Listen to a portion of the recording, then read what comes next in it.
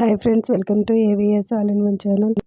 ఈరోజు ఈ వీడియోలో సీజనల్గా దొరికే ఈ సీజన్లో దొరికే పచ్చి కందులు అలానే ఆలుగడ్డ వేసి పులుసు ఎలా చేయాలో చూద్దాము. నేనైతే ఆల్రెడీ మసాలా అయితే చేసి చూపించానండి. ఇదైతే పులుసు పోస్ట్ చేసేది చాలా బాగుంటుంది. వైట్ రైస్ అలానే రాగి ముద్దకు కూడా చాలా టేస్టీగా అనిపిస్తుందండి. ఇక్కడైతే మనం వేడివేడిగా చేసుకొని తిన్నామంటే చాలా టేస్టీగా అనిపిస్తుంది. మనకైతే కొంచెం అంత గట్టిగా చేసుకున్నామంటే అండి చపాతీలోకి కూడా సరిపోతుంది. ఇక్కడ కావాల్సిన ఐటమ్స్ అయితే చూద్దాము.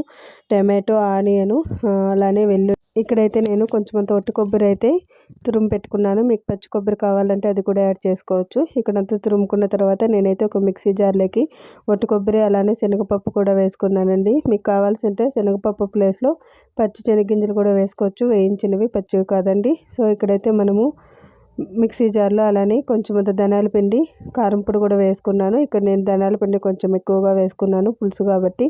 అలానే కొంచెం పసుపు అన్నీ వేసుకొని మనమైతే ఈ మిక్సీ జార్లో మిక్సీ అయితే పట్టుకోవాలండి. అలానే ముందుగానే ఒలిచి పెట్టుకున్న ఆనియను, వెల్లుల్లి కూడా వేసుకోవాలి.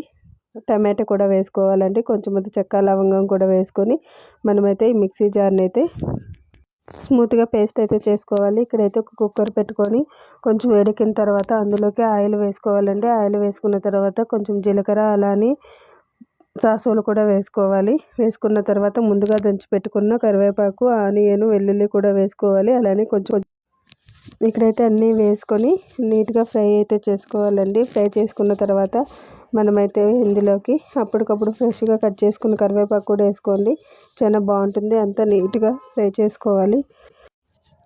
ఫ్రై అయిన తర్వాత ముందుగా నీట్గా ఒలుచుకొని క్లీన్ చేసుకొని పెట్టుకున్న కందులు అలానే కొంచెం అంతా పొటాటో కూడా వేసుకోవచ్చండి. మీకు కావాల్సింటే చిన్న వంకాయ కూడా యాడ్ చేసుకోవచ్చు. సో ఇక్కడైతే నేను ముందుగా అన్నీ క్లీన్ చేసుకొని పెట్టుకున్న కంది గింజలు అలానే పొటాటో కూడా వేసి ఇందులోనే ఆయిల్లోనే వేడి చేసుకుంటున్నానండి. ఇట్లా వేడి చేసుకోవడం వల్ల పులుసు అనేది చాలా టేస్టీగా ఉంటుంది. వేడి చేసేటప్పుడు అయితే చాలా మంచి సువాసన అయితే వస్తుందండి ఇల్లు అయితే.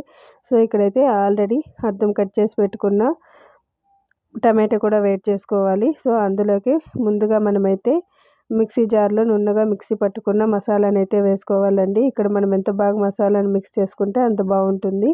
సో మెత్తగా మిక్సీ జార్లో మనమైతే మసాలా రుబ్బుకోండి. సో ఇక్కడైతే నేను కావలసిన వాటర్ అంతా యాడ్ చేసుకొని ముందుగానే పెట్టుకున్న చింతపండు పులుసు అయితే వేసాను. ఇక్కడ చింతపండు అనేది అర్ధం నిమ్మ చెక్క అంత ఉంటే చాలండి.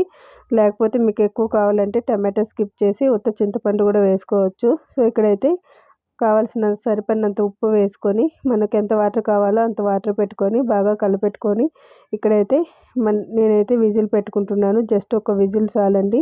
సో ఇక్కడైతే మూత క్లోజ్ చేసుకొని ఒక విజిల్ వచ్చేంత వరకు మనమైతే కుక్కర్లో ఉడకపెట్టుకోవాలి. విజిల్ అంతా వెళ్ళిన తర్వాత, ఆవిరంతా వెళ్ళిన తర్వాత మనకైతే పులుసు అయితే ఇలా రెడీ అయింది. సో వెంటనే సర్వ్ చేసుకోకుండా కొంచెం సేపు అయితే ఉడకపెట్టుకోండి. ఇక్కడైతే నీట్గా కలిపెట్టుకొని ఆయిల్ అంతా బయట వచ్చిందండి. జస్ట్ ఒక విజిల్ చాలు. పచ్చి గింజలు కాబట్టి తొందరగా ఉడికిపోతాయి. మీరైతే పట్టుకొని చూడొచ్చండి. జస్ట్ మెత్తగా అయితే చాలండి. చాలా బాగుంటుంది టేస్ట్.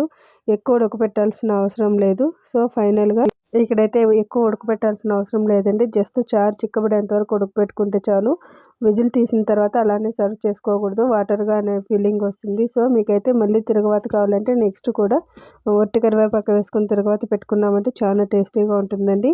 ఒకసారి ఈ సీజన్లో దొరికే కంది గింజల పులుసుతో ట్రై చేసి ఎలా ఉందో నాకైతే కామెంట్ చేయండి. ఈ వీడియో కనుక నచ్చినట్టయితే లైక్, షేర్ అండ్ సబ్స్క్రైబ్ చేయండి. కొత్తగా చూసేవాళ్ళు మా ఛానల్ని సబ్స్క్రైబ్ చేసుకుని లైక్ చేసి మీ ఫ్యామిలీ మెంబర్స్కి అయితే షేర్ చేయండి.